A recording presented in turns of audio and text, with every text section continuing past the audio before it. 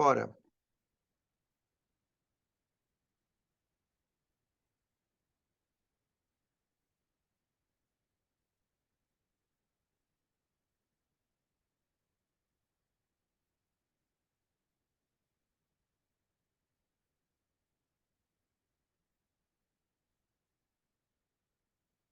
muito comum ao fim do dia nós procuramos ter alguma informação mais detalhada sobre o que está a acontecer e acredito que ainda muitos irmãos têm esta prática de sentar para assistir ao jornal, ao telejornal.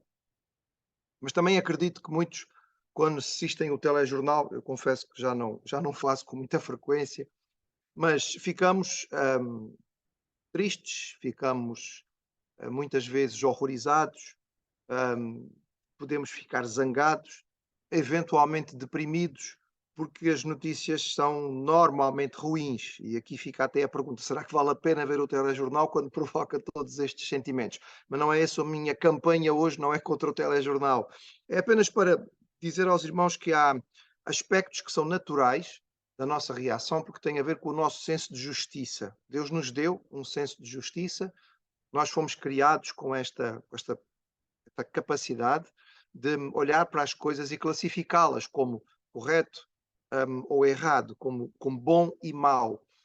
E este senso de justiça naturalmente nos incomoda, a violência nos incomoda, a corrupção nos faz ficar revoltados, a falta de justiça, o maltratar daqueles que estão em situação de inferioridade, tudo isto nos cria muita confusão. E muitas destas coisas são mais complicadas, num certo sentido, para um crente em Cristo, para um cristão bíblico, porque parece, a certa altura, que pode chocar com a nossa teologia. Afinal de contas, nós queremos num Deus grande, poderoso, num Deus justo, num Deus santo, mas num Deus soberano. E então pode ficar na nossa mente aquela dúvida, aquela questão: mas espera aí, mas Deus é soberano? Como é que Deus permite isto? A Bíblia diz, e nós queremos que todas as autoridades que existem são autorizadas, são permitidas por Deus, na sua santa e justa vontade, na sua sabedoria, na sua soberania.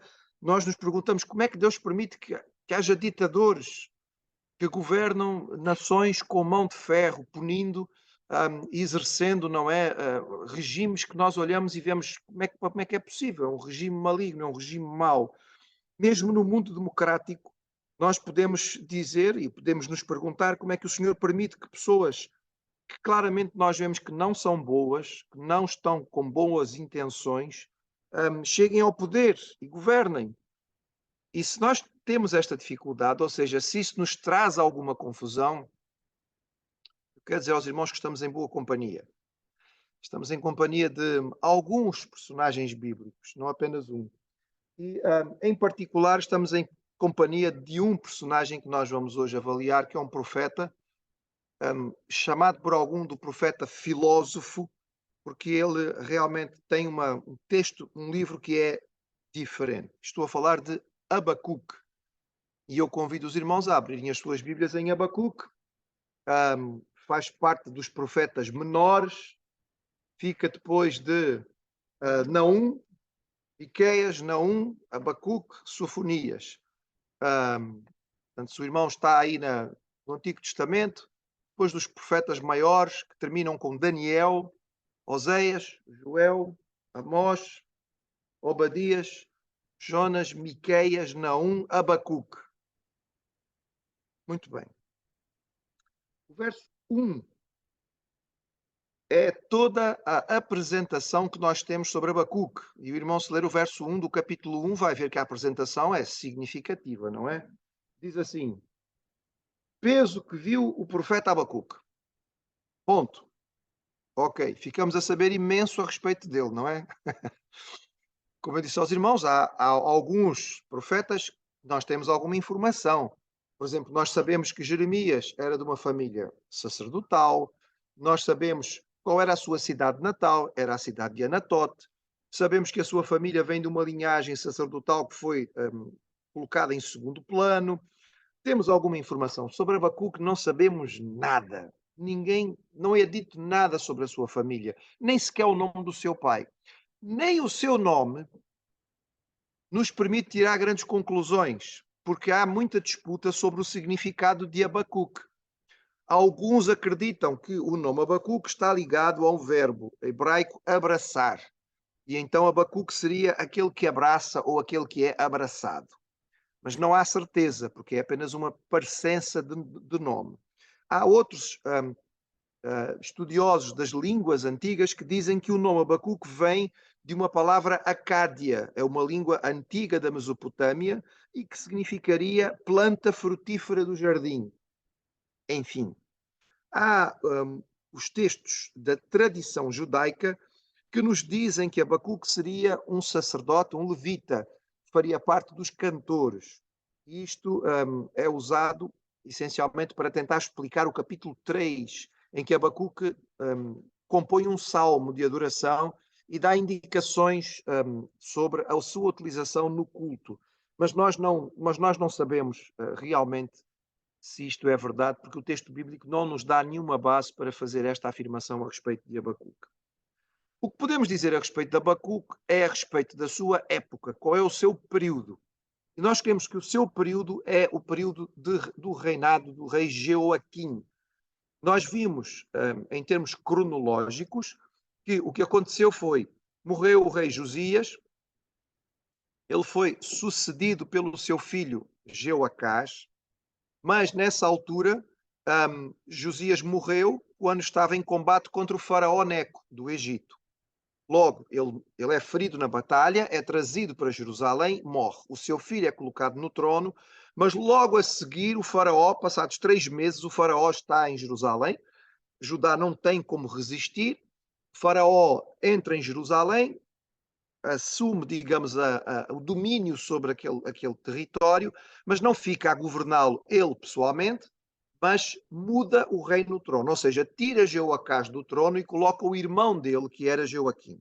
Era uma maneira de, ok, tu ficas a reinar, mas ficas a reinar como meu, digamos, meu boneco, não és o meu, és a minha marioneta. Eu agora é que mando nisto, mas deixo-te aqui no trono, portem-se bem. E Jeoaquim começa a governar, ele é um mau rei, Jeoaquim, vai ser muito diferente do seu pai, e nestes primeiros anos de governação, antes da batalha de Carquemis, que vai ser em 605, quando o faraó vai ser derrotado por Nabucodonosor, nestes primeiros 4 anos, Joaquim está a governar não independente, ele é vassalo do faraó do Egito. Este é um período de grande corrupção.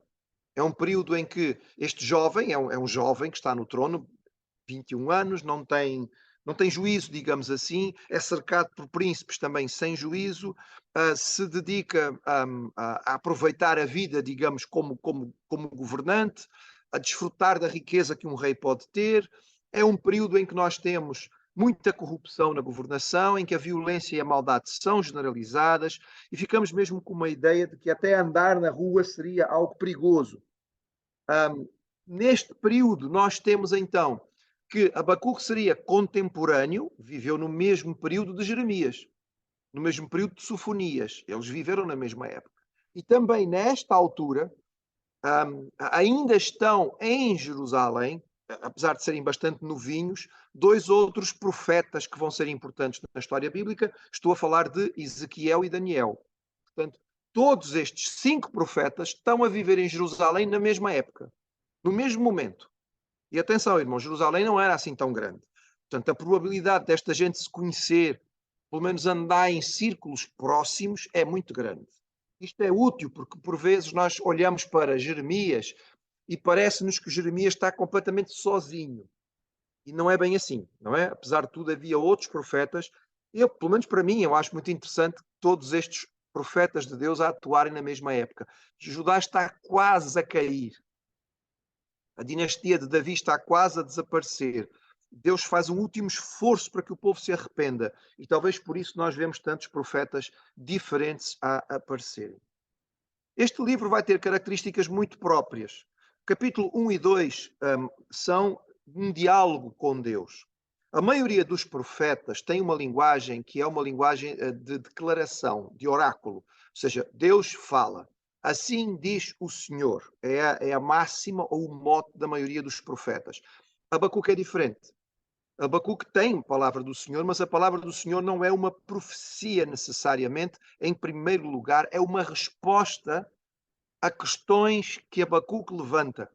Então, o capítulo 1 e o capítulo 2 são uma espécie de diálogo com Deus. É um texto argumentativo. Abacuque põe questões, Deus responde.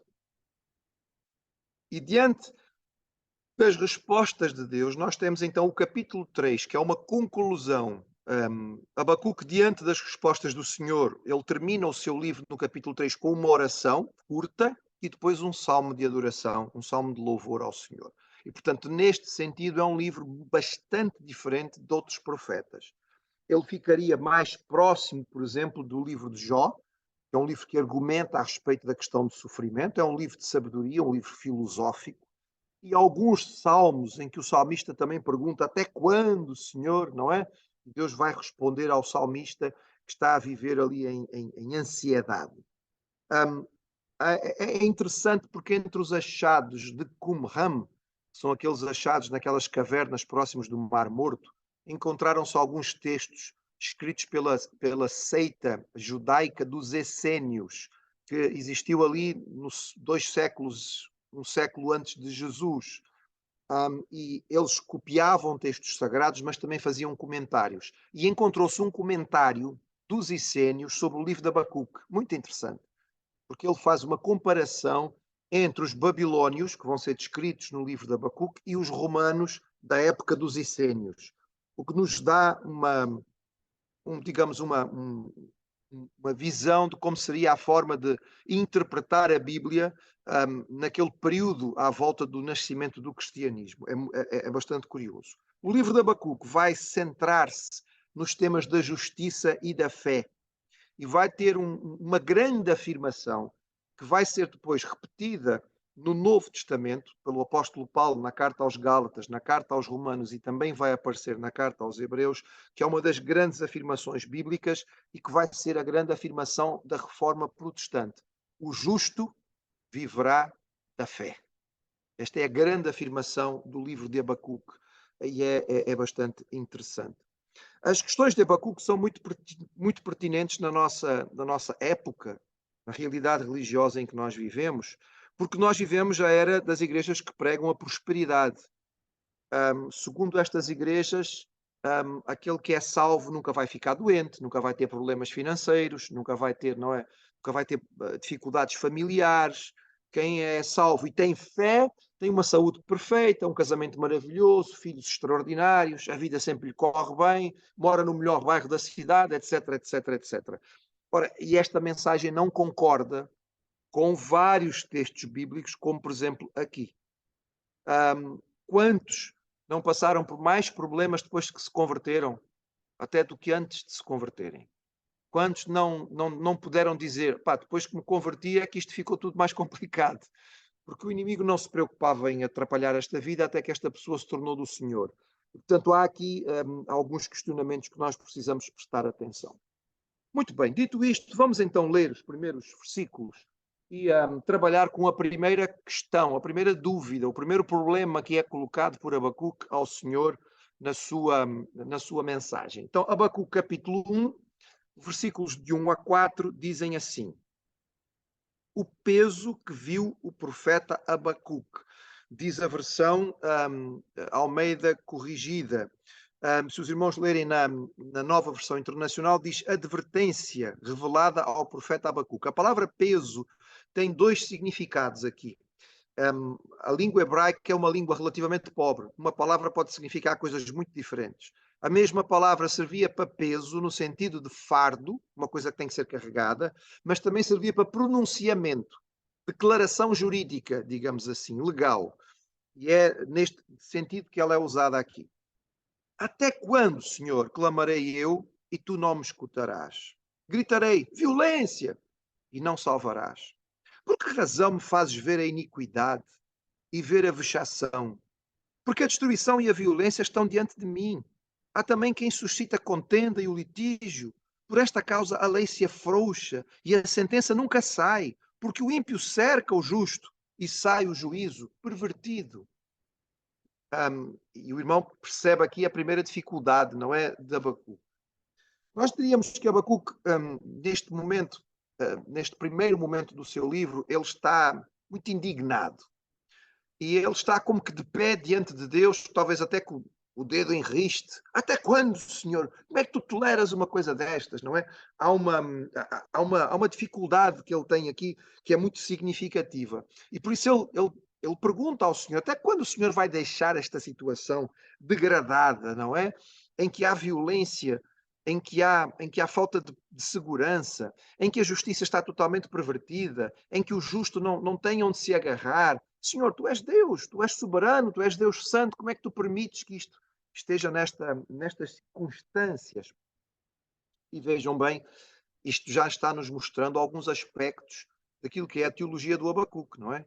Percebemos, por exemplo, que Abacuque é um homem que acredita em um Deus que é soberano, tem poder. Percebemos que Abacuque acredita num Deus que é santo, que é justo. Mas também, e note bem, e esta é uma particularidade de Jeová que os outros deuses não tinham. Abacuque acredita, porque se de outra maneira ele não estaria a fazer perguntas, acredita que Deus responde. Acredita que Deus pode lhe dizer alguma coisa. Porque de outra maneira ele não ia perder o seu tempo para falar com Deus. E evidentemente que este texto nos lembra outros textos da palavra do Senhor. Por exemplo, o salmista: até quando te esquecerás de mim, Senhor? Para sempre. Até quando esconderás de mim o teu rosto? Até quando consultarei com a minha alma, tendo tristeza no meu coração cada dia? Até quando se exaltará sobre mim o meu inimigo, não é? Pergunta repetida sistematicamente. Quanto tempo eu vou ter que esperar? Nós, quando estamos em sofrimento, o tempo parece que diminui a sua velocidade e praticamente para. Quando estamos em dor, os minutos demoram a passar, não é? É por isso que a medicina vai tentando criar cada vez substâncias que atuem mais depressa. As pessoas já não querem um medicamento que vai fazer ação daqui 1 hora ou daqui 2 horas. Eu quero um medicamento que atue ao fim de 5 minutos, porque eu não quero continuar a sofrer. Ainda o salmista: até quando maquinareis o mal contra um homem? Sereis mortos todos vós? Sereis como uma parede encurvada e uma sebe prestes a cair? Cessou para sempre a tua benignidade? Acabou-se a promessa de geração em geração? Esqueceu-se Deus de ter misericórdia? Ou encerrou ele as suas misericórdias na sua ira? A angústia, não é? Que nós vemos que era própria de um coração que está a ver tudo a correr muito mal. Até quando os ímpios, Senhor, até quando os ímpios saltarão de prazer? A impressão que várias vezes encontramos nos Salmos, de que os ímpios parece que não têm problemas, eles não querem saber de Deus, eles blasfemam, eles ofendem e mesmo assim parece que tudo lhes vai bem, não têm dificuldade, não têm problemas e limitações. O próprio Jeremias já teria usado uma linguagem semelhante. Porque serias como homem surpreendido, como poderoso que não pode livrar? Mas tu estás no meio de nós, ó Senhor, e nós somos chamados pelo teu nome, não nos desampares. Diante do silêncio do céu, é comum nós pensarmos que Deus está inativo. Essa é uma, uma- uma perspectiva humana, não é? É uma reação natural do homem. Um, Habacuque fala de violência, de injustiça, de maldade, de destruição. É um quarteto perverso. E nós podemos dizer, e eu lembraria novamente aos irmãos, o telejornal, não é? Tudo isto é o que a gente vê todos os dias: violência, injustiça, maldade e destruição. Portanto, infelizmente, nós vivemos a mesma coisa. Parece que estamos num mundo em que a força do ímpio é que manda, o poder do dinheiro, da posição, a lei da selva. O mais poderoso vence o grande como o pequenino, e paciência, e é assim mesmo. Mas como é que era possível Deus, sendo Deus soberano, permitir tudo isto? E então vamos ter a resposta do Senhor. E a primeira resposta vem no capítulo 1, a partir do versículo 5 em diante, nós lemos aquilo que é a resposta do Senhor.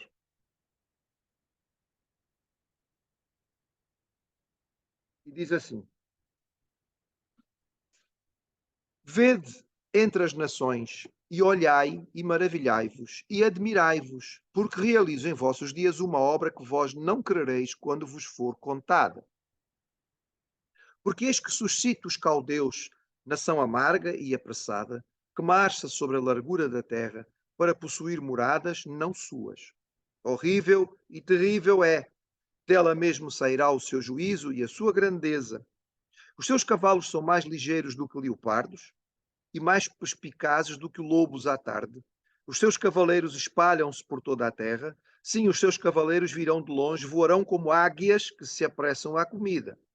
Eles todos virão com violência, os seus rostos buscarão o oriente, eles congregarão os cativos como areia, escarnecerão dos reis e dos príncipes, farão zombaria, eles se rirão de todas as fortalezas, porque amontoando terra as tomarão. E então passará como um vento, e pisará, e se fará culpada, atribuindo este poder ao seu Deus. Ora, a primeira resposta do Senhor, podemos dizer que a primeira palavra que Deus transmite a Abacuque é um bocado esta. O, o silêncio de Deus não significa que Deus esteja preparado. É verdade que o silêncio de Deus não implica obrigatoriamente no nosso, ou seja, se sentimos que há silêncio do céu, nós podemos falar. Nosso Deus ouve. Deus vai atender Abacuque. Note que Deus não é propriamente uma explicação, porque Deus não nos deve explicação. Apenas o Senhor pede a Abacuque, ou chama a Abacuque, como que levanta a sua cabeça. Aliás, o texto nem é só para Abacuque, é para o povo, porque é colocado no plural. O versículo 5 está no plural. Vede vós e olhai vós. Não é só Abacuque. Deus está a chamar o povo e Abacuque para que, de certo modo, levantem a cabeça e percebam o que está a acontecer. Deus nunca está parado, irmãos. O Senhor Jesus disse aos seus discípulos a certa altura: Meu Pai trabalha até agora e eu trabalho também. Nós temos estado a estudar Efésios no domingo à tarde e temos visto que o nosso Deus é um Deus de trabalho, é um Deus trabalhador. E quando nós dizemos isto, queremos que os irmãos percebam que a nossa visão não é uma visão deísta que diz que Deus criou o mundo e depois foi passear. Deus criou o mundo e deixou o mundo, não é? Como quem dá corda a um relógio e depois vai-se embora. Não. Deus criou, Ele é criador e sustentador. Ou seja, o nosso Deus continua a tomar conta, Ele é soberano sobre a história. É assim que nós queremos, mesmo que por vezes nos seja difícil entender algumas coisas. Então, o Senhor chama o profeta e o povo, porque está no plural, a levantar a cabeça e a ver. Ver o quê? Ver além daquilo que nós costumamos ver. Nós temos uma tendência enorme, irmãos, para nos concentrar em nós mesmos, não é? Para virar para o nosso próprio umbigo, para interpretar de acordo com a nossa caixinha, as nossas circunstâncias, aquilo que eu domino. Eu consigo ver até onde eu consigo ver. Então reclamo que Deus não está a agir, porque eu não consigo ver dentro daquela pequenina caixinha onde eu estou, Deus a mexer-se. E parece que eu quero limitar Deus à minha caixinha. Deus não está a fazer aquilo que eu quero, Deus não está a agir da maneira que eu espero, eu não consigo ver claramente o que é que Deus está a fazer. Conclusão, Deus não está a fazer nada. E é verdade, a conclusão é que nós temos que tirar pela palavra do Senhor. Esta conclusão é errada, porque o nosso Deus não se limita à nossa caixinha. Deus está sempre a trabalhar. Então, o que Deus diz a Abacuque nesta altura é que, na verdade, o Senhor está a agir e Ele está a preparar algo que é novidade. Novidade no sentido, em vários sentidos, porque Abacuque vai declarar a soberania sobre a terra, o domínio sobre a terra de um império que ainda não se levantou. Vou recordar a questão histórica e cronológica. Nós estamos no período entre o ano 609 e o ano 605, portanto, estamos no período em que os babilônios já conseguiram, digamos, soltar as amarras da dominação assíria, eles já derrotaram, já destruíram a capital dos assírios, que era Nínive. Os assírios recuaram para a cidade de Carquemis e estão a ser reforçados pelos egípcios. E estes dois povos, estes dois exércitos, vão se juntar. Em teoria, eles teriam condições de fazer frente a este povo que vem do Oriente e que ainda não é nada de especial, digamos assim, que é o povo babilônico. Ora, aqui descrito como caldeus, o profeta Abacuque já vai descrever os babilônios como dominando toda a terra. Algo que, por enquanto, ainda pode parecer incrível para os habitantes de Judá, porque eles viveram no último mais de um século sob a dominação assíria. Portanto, pode-lhes parecer impossível que a Assíria seja derrotada, mesmo que tenham chegado informações de que Nínive caiu. Mas Deus está a fazer esta obra, ou seja, vai responder àquilo que Abacuque pergunta através desta nação. Ou seja, Deus vai disciplinar através desta nação. Deus vai usar um povo gentil, um povo até, de certo modo, inimigo, para punir o seu próprio povo de modo exemplar. Deus vai usar este povo estranho como instrumento para punir o povo de Judá. Não era necessariamente algo novo, porque a Assíria tinha levado o reino do norte, o reino de Israel, em cativeiro. Mas Jerusalém continua achando que é inexpugnável, ou seja, que não pode ser destruída. A descrição que é feita a respeito dos caldeus é interessante. Nós vemos que ela é descrito como um povo amargo, ou seja, um povo duro, no versículo 6. E também nos diz que este povo vai trazer uma justiça que não é necessariamente a justiça de Deus, é a sua própria justiça. Eles são descritos de forma ilustrativa ou pictórica, não é? A imagem que é criada por Abacuque é uma imagem muito, muito forte. Ele utiliza vários animais para descrever os assírios: leopardos, lobos e águias. São todos predadores naturais, não é? São todos animais que caçam, que têm muito poder para conquistar outros. Dão-nos a ideia de ferocidade, mas também dão-nos a ideia de rapidez.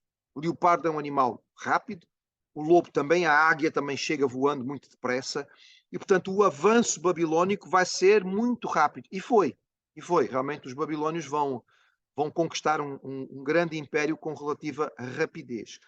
Fica claro aqui que eles não vão ter medo de ninguém, não é? Será um povo que não vai temer nenhum outro povo, e os babilónios realmente vão enfrentar todos os inimigos sem receio, e vão fazer uma quantidade brutal de escravos, de cativos.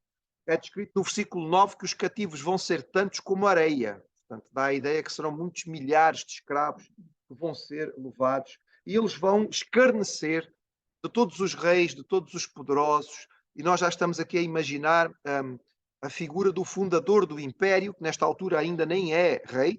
Neste momento, enquanto Abacuque está a descrever, ainda não existe império babilónico, mas a Babilônia está independente e ela é governada pelo rei Nabopolassar. Nabopolassar, como eu já disse aos irmãos, tem um filho mais velho, que é o general das suas tropas e que é um grande general, mostra muita capacidade, e que se chama Nabucodonosor, que vai ser Nabucodonosor II, que já tinha havido alguns séculos antes.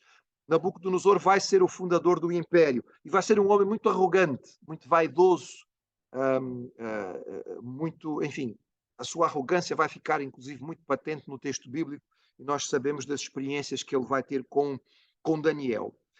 As cidades muradas que existiam, e Judá tinha algumas nesta altura, teria pelo menos Gezer, Megido, Azor e a própria Jerusalém, seriam as principais fortalezas, segundo o versículo 10, fortalezas, cidades moradas que Judá tinham, não iam servir de nada, porque os babilónios iam chegar já com, digamos, o treino de enfrentar cidades moradas, porque os assírios já faziam isto, e vai completamente destruí-las.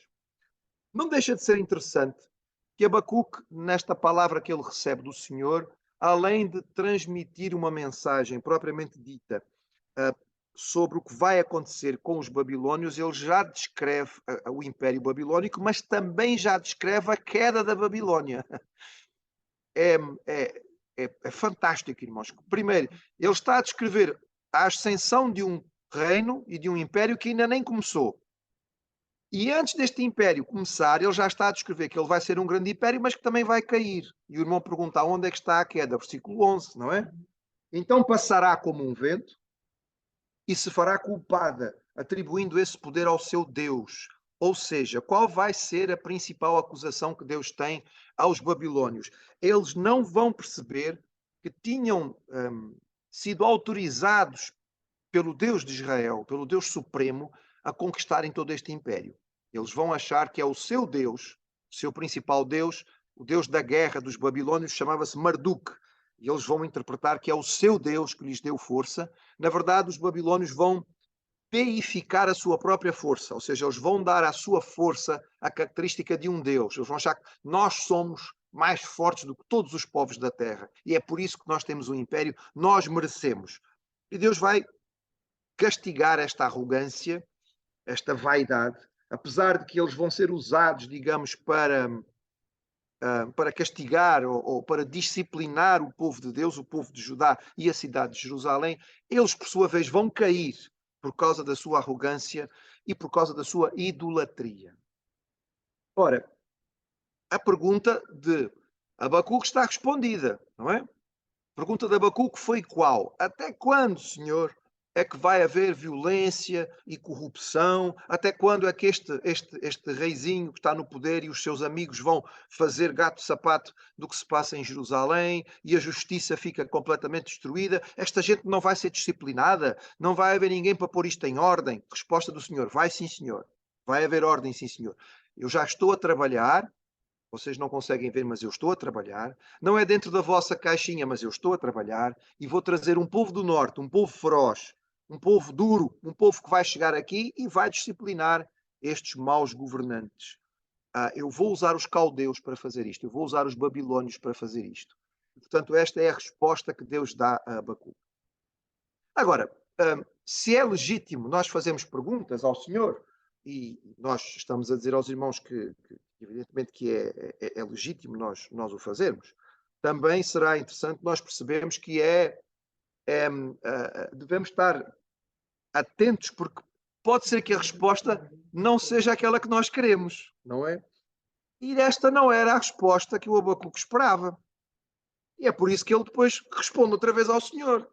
Continuação do capítulo 1, verso 12. Não és tu desde sempre, ó Senhor, meu Deus, meu santo? Nós não morreremos. O Senhor para juízo o puseste e tu, ó rocha, o fundaste para castigar. Tu és tão puro de olhos, não podes ver o mal e a vexação não podes contemplar. Porque, pois, olhas para os que procedem aleivosamente e te calas, quando o ímpio devora aquele que é mais justo do que ele? E farias os homens como os peixes do mar, como os répteis que não têm quem os governe? Ele a todos os levanta com o anzol, apanha-os com a sua rede e os ajunta na sua rede varadora. Por isso ele se alegra e se regozija. Por isso sacrifica a sua rede e queima incenso à sua draga. Porque com elas se engordou a sua porção e se engrossou a sua comida. Porventura, por isso, esvaziará a sua rede e não deixará de matar os povos continuamente? Sobre a minha guarda estarei, e sobre a fortaleza me apresentarei e vigiarei, para ver o que fala comigo e o que eu responderei quando eu for arguído. Ora, Abacuque não gostou da resposta do Senhor. E ele agora vai colocar outra questão. Mas nós já percebemos um Abacuque um bocadinho mais sossegado. Ele já não está tão nervoso, digamos assim. Se no primeiro questionamento nós podemos imaginar o Abacuque tipo de pé, de dedo em riste, agora já o vemos mais, não é? Versículo 1 do capítulo 2, mais sentadinho, está mais um bocadinho mais calmo. Ele estava muito indignado, ele agora está confuso. Ele agora está em dificuldade. Não é mais propriamente uma questão de indignação, é mais uma questão de não perceber. E a questão que ele coloca é tripla. Ele agora põe, no fundo, 3 perguntas ao Senhor. Primeira pergunta. Ok, Deus vai usar os babilônios para fazer o trabalho de disciplina dos governantes de Judá? E a pergunta que Abacuque faz, mas ó Senhor, mas tu és justo e santo, vais usar um instrumento maligno como os babilônios, não é? É o que nós podemos ler logo no versículo 12.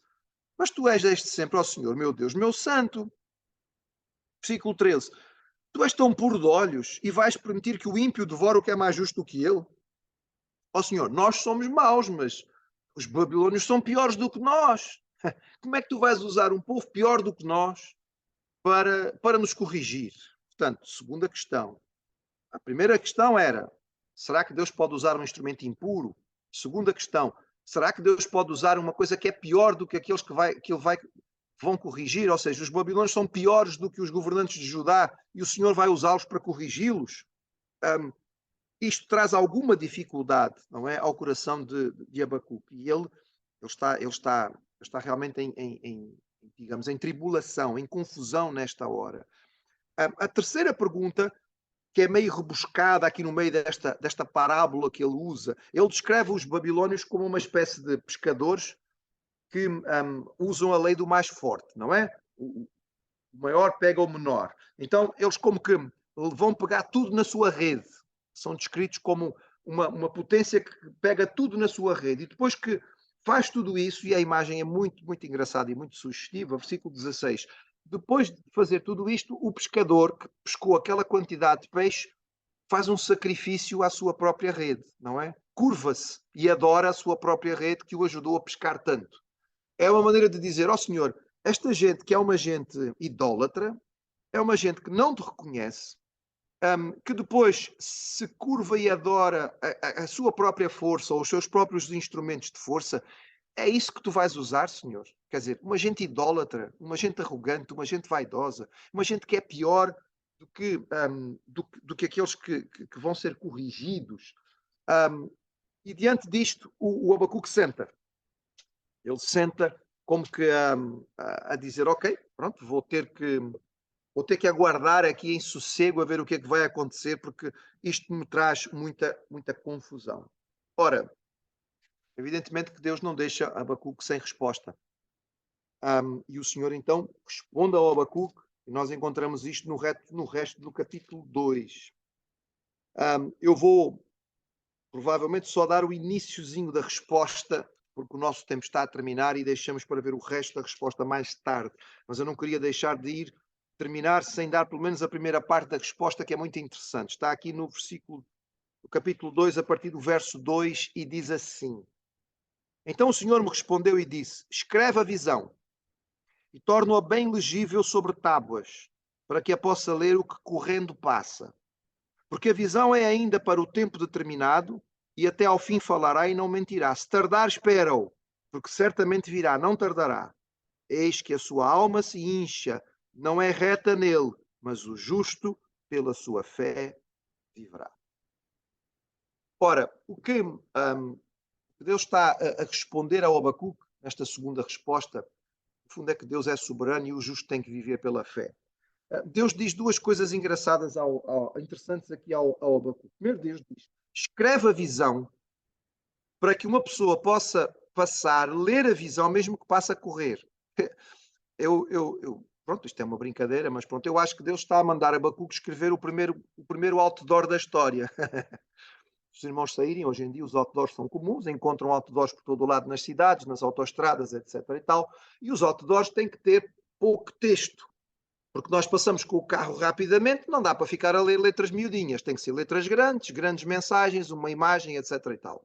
Ora, ficamos com a ideia que este poderá ser o texto que Deus queria que o Abacuque colocasse no outdoor: o justo viverá pela fé.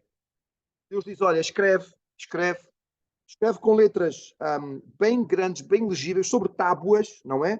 Portanto, dá a ideia que é para escrever em coisas grandes, para que toda a gente possa ler. Não é um manuscrito, não é um papiro, são tábuas. Por isso é que eu digo, é num outdoor, para que mesmo que alguém que passe correndo consiga ler. E ele diz, olha, a visão até pode demorar um bocadinho, e realmente vai demorar, porque Deus agora vai descrever o quê? A queda da Babilónia. Ora, se a Babilônia nem se levantou, até ela cair, vão passar cerca de 80 anos. Portanto, desta profecia até isto acontecer, vai passar quase um século. Mas ele diz, olha, não, se demorar um bocadinho, tem paciência e espera, porque vai acontecer. E nem vai demorar muito. Se os irmãos fizerem as contas dos vários impérios que se sucederam, o babilônico foi claramente o mais curto. O Império Babilônico não chega a ter um século, enquanto, por exemplo, o Império Persa são vários séculos, estende-se por vários séculos. E a grande mensagem que ele diz isto: o ímpio se envaidece, não é? O ímpio fica gordo com a sua vaidade, com a sua riqueza, que é o que diz o início do versículo 4, mas o justo viverá pela fé. A mensagem central de Abacuque é esta. No fundo, Deus está chamando Abacuque para confiar. A palavra fé que é utilizada aqui é a palavra confiança. Não é fé no sentido de uma experiência única. Não é fé no sentido de um ato único de conversão. É fé no sentido de uma confiança permanente, uma confiança continuada, uma confiança da experiência com Deus. O que Deus diz a Abacuque é: olha, aquele que realmente me conhece, o justo, descansa, confia. Quando olha para a corrupção, sabe que o Senhor está a ver e vai punir. Se não consegue entender bem porque o Senhor está a usar os argumentos que está a usar, confia no Senhor, descansa no Senhor, porque o Senhor sabe o melhor. No fundo, é isso que Deus está a dizer a Abacuque: o justo viverá pela fé. Hum, Irmãos, nós não temos resposta a tudo. Aliás, se calhar podemos dizer que temos resposta a muito pouco. Mas o nosso Deus não nos deve nada. Eu já disse isto várias vezes aos irmãos, não foi? Há pessoas que às vezes pensam e dizem mesmo, chegam mesmo a blasfemar, dizendo: um dia quando eu chegar ao céu, eu vou, eu vou perguntar a Deus, não é? Por que é que fizeste isso? Não sei o que, não sei. Irmão, quando a gente chegar na presença do Senhor, nós vamos ser esmagados pela sua glória. Não vai dar para levantar nem a sobrancelha que dirá a cabeça. O Senhor é soberano, Ele não nos deve explicação nenhuma. Se nós, quando passarmos desta realidade para outra, formos inundados pelo entendimento, isso vai ser pela misericórdia do Senhor, mas não porque o Senhor nos deve alguma coisa. O crente, verdadeiramente crente, ele cresce na maturidade da confiança. Ele nem sempre entende, mas ele confia. Atenção, irmãos, por favor. Eu não estou dizendo que a nossa fé é irracional. Várias vezes eu repito isto para os irmãos. Nós temos muitas bases boas para a nossa fé. Mas isso não quer dizer que vamos entender tudo, porque se nós entendêssemos tudo, não era preciso fé. A fé é necessária para que, com base no que o Senhor já nos mostrou, nós possamos confiar naquilo que Ele não mostrou. Tendo em conta o que Ele faz, o que Ele fez, o que eu sei que Ele é, eu confio, porque eu sei que mesmo aquilo que eu não entendo, o Senhor fará o melhor. Daí a declaração, as declarações, Romanos capítulo 8, com tanta confiança, com tanta segurança, não é? Todas as coisas contribuem para o bem, nada pode nos separar do amor de Deus em Cristo Jesus. E isto são palavras de fé, lembrando que elas são descritas por alguém que tem uma vida difícil, atribulada. Paulo não era um escritor de gabinete, com ar-condicionado, era um missionário de campo, em situações difíceis, em circunstâncias difíceis, ele escreve a sua confiança no Senhor. E é isto que nós encontramos em Abacuque. Muito bem. Nós vamos continuar com Abacuque na semana que vem, porque o nosso tempo terminou. Vamos perceber um pouco melhor a extensão da resposta que Deus vai dar a Abacuque, que a segunda resposta é um pouco maior do que a primeira. E depois vamos ver a conclusão, ou seja, como é que Abacuque reage diante disto tudo. Ele está a ser trabalhado pelo Senhor, ele está a ser ensinado pelo Senhor. E o que é que isto representa para ele em termos de palavra, ou seja, como é que o coração dele vai terminar. Nós já vimos que ele começou assim um bocadinho impertinente, não é?